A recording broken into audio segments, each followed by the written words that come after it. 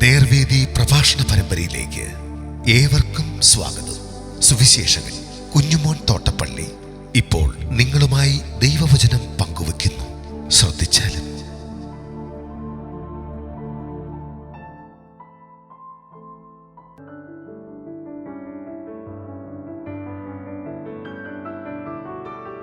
പുനരുത്ഥാന ശേഷം ഭാര്യാഭർത്തൃ ജീവിതമുണ്ടോ? ദൈവനാമത്തിൽ മഹത്വം ഉണ്ടാകട്ടെ. മത്തായി എഴുതിയ സുവിശേഷം 22-ാം അധ്യായത്തിൻ്റെ 23 മുതൽ 35 വരെയുള്ള വാക്യങ്ങൾ ഞാൻ വായിക്കുന്നത് ശ്രദ്ധിച്ചാലും.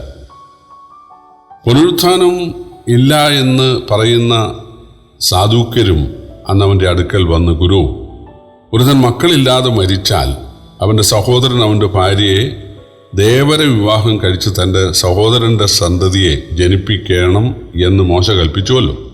എന്നാൽ ഞങ്ങളുടെ ഇടയിൽ 7 സഹോദരന്മാരുണ്ടായിരുന്നു. അവരിൽ ഒന്നാമത്തവൻ വിവാഹം ചെയ്ത ശേഷം മരിച്ചു. സന്തതി ഇല്ലായ്കയാൽ തൻ്റെ ഭാര്യയെ സഹോദരന് വിട്ടേച്ചു.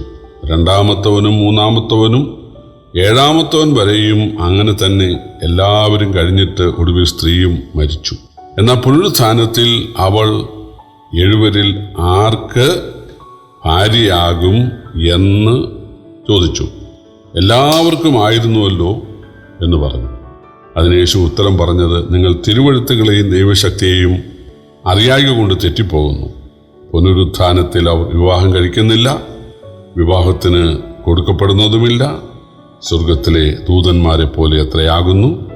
മരിച്ചവരുടെ പുനരുത്ഥാനത്തെക്കുറിച്ചോ ദൈവം അരുളി ചെയ്തിരിക്കുന്നത് നിങ്ങൾ വായിച്ചിട്ടില്ലയോ?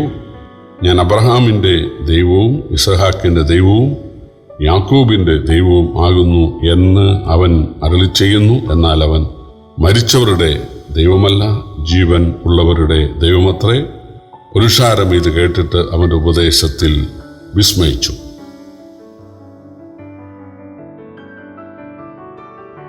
കർത്താവിൻ്റെ അടുക്കൽ പരീശന്മാരും ഹെരോദ്യരും കൂടെ വന്നിട്ട് യേശുവിനെ കൊടുക്കാൻ നോക്കി പരാജയപ്പെട്ടു പോയി.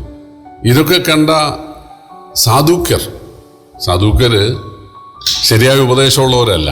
മനുഷ്യന് ആത്മാവില്ല, സ്വർഗമില്ല, നരകമില്ല, പുനരുത്ഥാനമില്ല, ദൂതന്മാരില്ല. ഇതൊക്കെയാണ് സാധൂക്യരുടെ ഉപദേശം. ഈ പുരോഹിതന്മാരിൽ കൂടുതലും അക്കാലത്ത് സാധൂക്യരായിരുന്നു, മഹാപുരോഹിതന്മാർ കൂടുതലും. അവർ വന്നിട്ട് യേശുവിനോട് ചോദിക്കുകയാണ്, ഗുരു, ഒരുത്തൻ കല്യാണം കഴിച്ച ശേഷം മരിച്ചു പോയാൽ അവൻ്റെ ഭാര്യ അവൻ്റെ സഹോദരൻ ഇരിക്കണം എന്ന് ഒരു നിയമം, ദേവരധർമ്മപ്രകാരമുള്ളൊരു വിവാഹം പഴയ നിയമത്തിലുണ്ടല്ലോ. ഞങ്ങളുടെ കൂട്ടത്തിൽ ഒരാളുണ്ടായിരുന്നു എന്നിരിക്കട്ടെ, അവന് 7 മക്കളുണ്ടായിരുന്നു. മൂത്തവൻ കല്യാണം കഴിച്ചു, അവൻ മരിച്ചു. രണ്ടാമത്തവന് ഈ സ്ത്രീ ഭാര്യയായി, അവൻ മരിച്ചു. മൂന്നാമത്തവനായി, അങ്ങനെ 7-ാമത്തവന് വരെ അവൾ ഭാര്യയായി. അവസാനം അവളും മരിച്ചു. ആകട്ടെ, പുനരുത്ഥാനത്തിൽ ഈ സ്ത്രീ ആർക്ക് ഭാര്യയാകും? 7 പേർക്ക് ഭാര്യയായിരുന്നല്ലോ. യേശു പറയുകയാണ്, നിങ്ങൾ തിരുവെഴുത്തുകളെ അറിയാത്തത് കൊണ്ട്, തിരുവെഴുത്തുകളെ ദൈവശക്തി അറിയായ്ക കൊണ്ട് തെറ്റിപ്പോകുന്നു. പുനരുത്ഥാനത്തിൽ വിവാഹമില്ല. വിവാഹം കഴിക്കുകയോ വിവാഹത്തിന് കൊടുക്കുകയോ ചെയ്യുന്ന പ്രശ്നമില്ല. അതിൻ്റെ കാരണം പുനരുത്ഥാനത്തിൽ ആളുകൾ ദൂതന്മാരെ പോലെ ആകുകയാണ്. ദൂതന്മാരിൽ പുരുഷന്മാർ, അതായത് സ്ത്രീവർഗമില്ല. ദൂതന്മാരെ എല്ലായിടത്തും നമ്മൾ വായിക്കുന്നത് വെള്ളവസ്ത്രം ധരിച്ച 2 പുരുഷന്മാർ. പഴയ നിയമത്തിലായാലും ഗബ്രിയേൽ, മീഖായേൽ, ഇതെല്ലാം പുല്ലിംഗത്തിലാണ്. അപ്പോൾ ദൂതന്മാർ ആരെ പുല്ലിംഗത്തിലാണ് പറഞ്ഞിരിക്കുന്നത്. കർത്താവിനെ രക്ഷകനായി സ്വീകരിച്ച് മരിച്ച ആളുകൾ കർത്താവിൻ്റെ വീണ്ടും വരവെങ്കിൽ പുനരുത്ഥാനം പ്രാപിക്കും. അതിൽ പുരുഷന്മാരും സ്ത്രീകളും ഉണ്ടല്ലോ, കുട്ടികളും ഉണ്ടല്ലോ. പക്ഷേ അവർ ഭൂമിയിലായിരുന്നതുപോലെ ഉള്ളൊരു സ്ഥിതിയല്ല. ഭൂമിയിൽ ഭാര്യയും ഭർത്താവുമായിരുന്നു, മക്കളും ഉണ്ടായിരുന്നു, അപ്പനും അല്ലെങ്കിൽ വല്യപ്പനും വല്യമ്മയൊക്കെ ഉണ്ടായിരുന്നു. സ്വർഗത്തിൽ അങ്ങനത്തെ കുടുംബങ്ങൾ ഇല്ല. സ്വർഗം ഒരു കുടുംബമാണ്. എല്ലാവരും ദൂതന്മാരാണ്. ഈ ദൂതന്മാരുടെ പ്രത്യേകത, ദൂതന്മാരിൽ സ്ത്രീകളില്ല എന്ന് ഞാൻ മുമ്പേ പറഞ്ഞു. ദൂതന്മാരിൽ കുട്ടികളുമില്ല, ദൂതക്കുഞ്ഞുങ്ങൾ, അങ്ങനൊരു കാര്യമില്ല. അപ്പം തീർച്ചയായിട്ടും നമ്മൾ യോഹന്നാന്റെ ലേഖനത്തിൽ വായിക്കുന്നത് നാം കർത്താവിനെ പോലെ ആകും, ഒരർത്ഥത്തിൽ കർത്താവിനെ പോലെ. അത് ദൂതന്മാരെ പോലെയാണ്. ദൂതന്മാർക്ക് വിവാഹമില്ല, ലൈംഗികതയില്ല.